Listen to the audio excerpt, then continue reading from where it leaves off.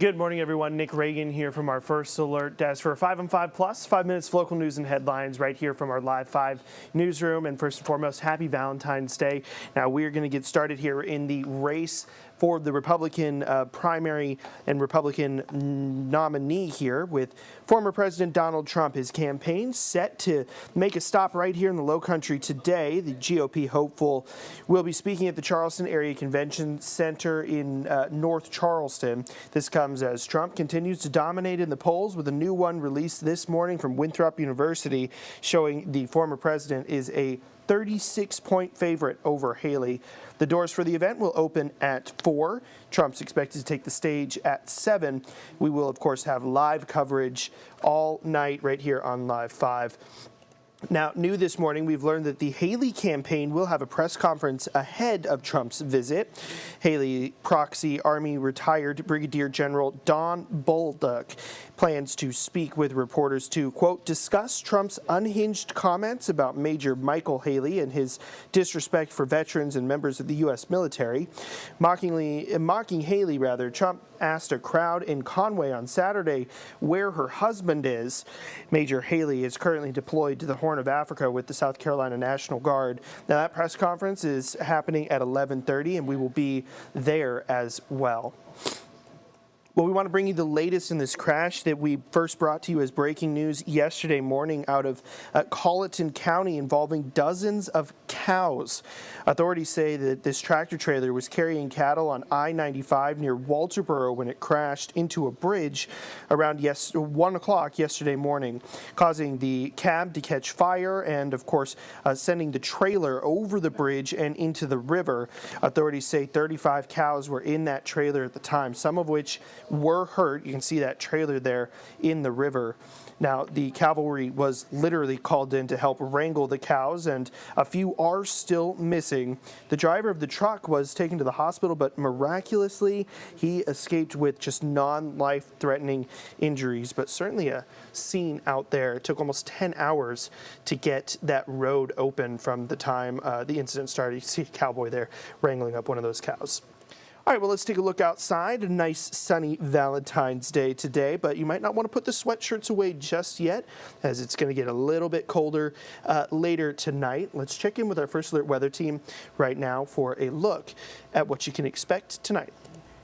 And good morning to you and happy Valentine's Day. I'm meteorologist Joey Sovine. Grab a coat as you head out the door this morning. We'll warm from the 30s and 40s up to 60 at lunchtime and up towards the mid-60s this afternoon. Start to cool down pretty quickly as we go into this evening with a clear sky. If you have any date plans for this evening, just make sure you take a jacket, a coat, or a sweater as you head out. Now, tomorrow will be around 70 after starting out around 40. Chilly tomorrow morning, and then we'll be near 70. Dry through Friday. We are watching a storm system that may bring a few showers. We'll watch that as we head into the weekend as we cool down a bit. Low 60s Saturday, 50s on Sunday.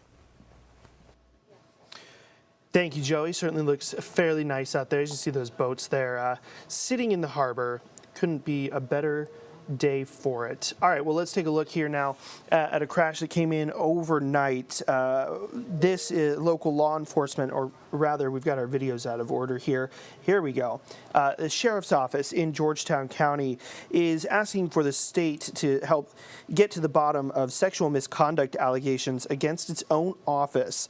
This is the Georgetown County Sheriff's Office has reportedly asked the state law enforcement division to investigate at least one incident of criminal sexual conduct, potentially involving an off-duty deputy.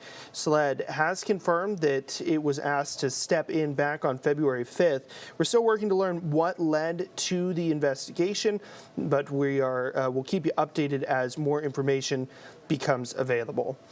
All right, now to that crash in Beaufort. The South Carolina Highway Patrol tells us that one person is dead after a crash in Beaufort County. It happened just before 12:30 in the morning on Robert Smalls Parkway, a mile west of Beaufort. Troopers tell us that the driver of a pickup tried to turn left onto Robert Smalls Parkway when they hit a motorcycle.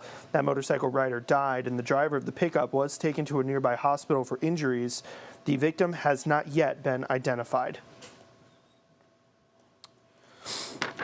We're also learning about another crash. The Charleston Police Department is investigating a deadly crash involving a pedestrian on Johns Island. That crash happened last night around 8:30 near the intersection of Main Road and Maybank Highway. Police confirmed one person is dead. The Charleston County Coroner's Office has not released the name of the victim. The intersection was closed for 3 hours. It reopened at 11:30 last night. Now to the State House. The State Board of Education officially passed a controversial proposal giving it control over which books appear in school libraries. This proposal utilizes a two-pronged test to determine whether a book is appropriate. They must be, quote, educationally suitable and aligned with the purpose of South Carolina's instructional program. That means the materials must be age and developmentally appropriate, according to the proposal. Now, the proposal does still need a final approval by the state legislature. There's also new movement on another massive bill that could bring medical relief to millions of South Carolinians. A proposal to legalize medical marijuana in the form of oils, patches, and vaporizers in South Carolina is moving forward. Yesterday, the state Senate approved the second reading. A final vote is scheduled for today, where lawmakers are expected to pass the bill. The bill would then head to the House, where it died 2 years ago. All right, well, that's a look at our top headlines here from our First Alert desk. It's been 5 on 5 Plus. I'm Nick Reagan. Thank you so much for joining us.